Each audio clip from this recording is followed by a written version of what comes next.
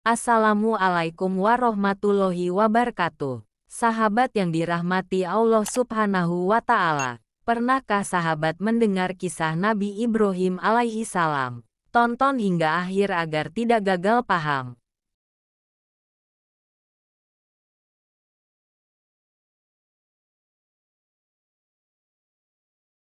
Kerajaan Babilonia waktu itu diperintah oleh Namrus, seorang raja bengis yang berkuasa secara absolut dan zalim. Kerajaan itu mendapat pertanda langka pada bintang-bintang bahwa akan ada seorang anak laki-laki perkasa lahir dan keturunannya akan memenuhi seisi bumi. Dengan salah seorang keturunannya akan membunuh Namrus. Ketakutan terhadap kabar ini, maka ada perintah bahwa semua bayi laki-laki yang baru lahir harus dibunuh. Pada waktu yang hampir bersamaan, ayah dari Nabi Ibrahim merasakan kebahagiaan sekaligus kekhawatiran karena ia mendengar kabar bahwa istrinya sedang mengandung seorang anak sesaat setelah ia dinobatkan sebagai panglima kerajaan. Lalu kedua putranya, Nahor dan Haran, memberi pendapat tentang persoalan ini. Haran, sebagai seorang ahli nujum, berpendapat bahwa sang ayah dapat menyerahkan anak itu kepada raja. Sebab Haran meyakini bahwa belum ada pertanda di langit yang gagal, sekalipun harus diserahkan ke pedang atau perapian. Haran percaya akan ada keajaiban yang membuat anak itu tetap hidup.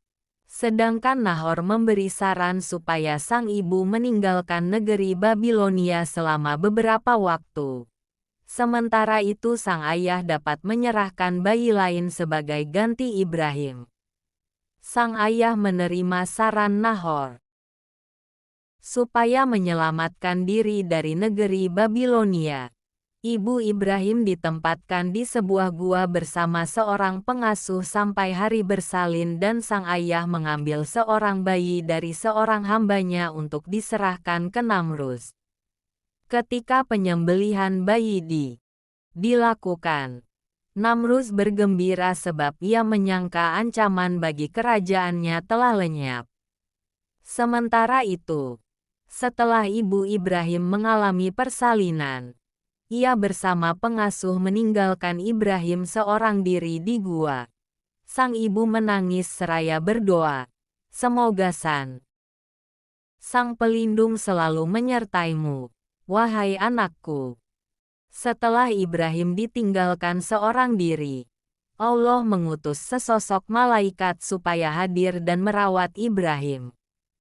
Ketika Ibrahim telah berusia 12 tahun, ia merasa kehilangan sosok yang sebelumnya memberi makan dan perlindungan untuk dirinya. Terlebih ia mendapati orang-orang di negeri itu merupakan para penyembah patung berhala.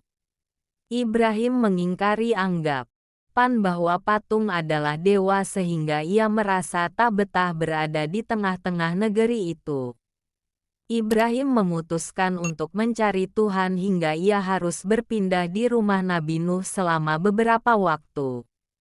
Setelah berguru di rumah Nuh, Ibrahim memutuskan pergi sebab ia belum mendapat jawaban dalam pencariannya. Tatkala Ibrahim kembali ke rumah ayahnya, ia sering mendapati ayahnya sedang membuat patung-patung serta meletakkan makanan di depan patung-patung itu sehingga menyebabkan Ibrahim bertanya-tanya tentang perilaku sang ayah. Mendapati jawaban bahwa sang ayah menyembah patung karena tradisi leluhur. Ibrahim mempertanyakan tradisi ini namun sang ayah membiarkan Ibrahim. Pada zaman Ibrahim, sebagian besar orang di Babilonia penyembah berhala. Ketika malam telah gelap, ia melihat sebuah bintang. Lalu, ia berkata, "Inilah Tuhanku." Tetapi tatkala bintang itu tenggelam ia berkata, "Aku tidak suka kepada yang tenggelam. Kemudian tatkala ia melihat bulan terbit ia berkata, "Inilah Tuhanku." Tetapi setelah bulan itu terbenam, ia berkata, "Sesungguhnya jika Tuhanku tidak memberi petunjuk kepadaku, pastilah aku termasuk orang yang sesat." Kemudian tatkala ia melihat matahari terbit, ia berkata, "Inilah Tuhanku. Ini yang lebih besar."